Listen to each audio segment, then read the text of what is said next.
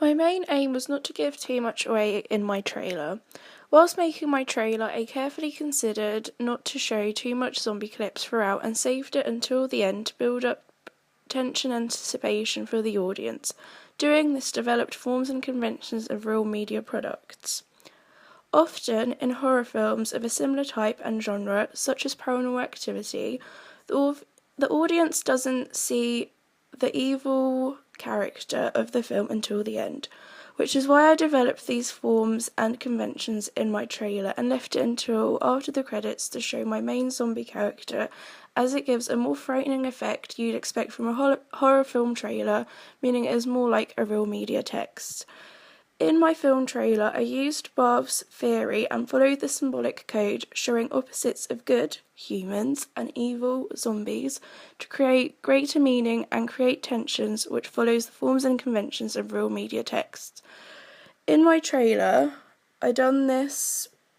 through using a voiceover of a phone call between police and a human being attacked by a zombie, which allows the audience to feel sympathy towards the human, whereas they would be unable to feel sympathy towards the zombie. This follows forms and conventions of real media products, as always in horror films, you are made to feel sympathy for the good character being targeted by the evil character. For example, you can see this in the film Eden Lake, where you feel greater sympathy for the couple being targeted by a gang of teenagers who are seen as evil in the film.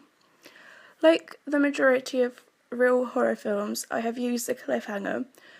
which followed the Barth's Enigma code, as the audience are not sure if the good character is able to get away from the evil, but it drops clues to her not being able to get away, even though they are unable to see and make an overall judgment of what actually happens unless they watch the film, which leaves them wanting to see it. I decided to only use one sound clip throughout my trailer as it built up tension and fitted the clips and events that were seen in my trailer.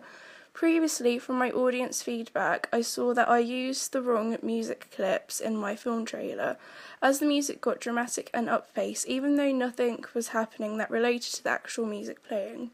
So I decided to change it to a song that built up tension in the right places. And after asking my audience to view my final film trailer, the audience feedback I received about the music used in my trailer in the end was overall a lot better than the previous song that I had used. As I can see from my audience feedback, the song I used in my film trailer in the end fits the genre and storyline of my trailer, meaning that I have successfully used forms and conventions of real media products. As I have only used female actors in my trailer, I've realised that my main target audience will likely to be more females than males, as they will be able to relate more to the characters used in my trailer. But as my trailer follows forms and conventions of a horror film, males will also be able to enjoy the film, as I hope that the scary effect of my trailer will affect both males and females. Mise-en-scène-wise, I think that females will be able to relate a lot more due to my main character, who has a pink phone, a girly room of flower decorations, and also girly jewellery.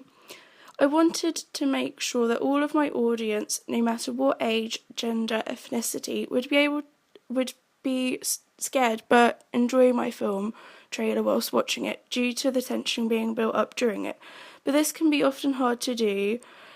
as due to learning about the reception theory, I have learned and bared in mind that everyone has different views towards horror films.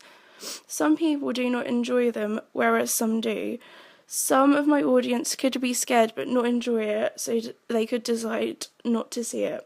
This means it will be hard to tell who my target audience really are, as it would be too broad to say all teenagers are my target audience, as not every teenager can relate or enjoy horror films. To conclude, I feel that I have used similar forms and conventions to real media products, using similar forms and conventions to other films in the same genre, such as Paranormal Activity, 28 Days Later, and The Blair Witch Project. I wanted my audience to be able to tell easily what the genre of my film is, and I ensured this by using a rise of tension throughout my trailer,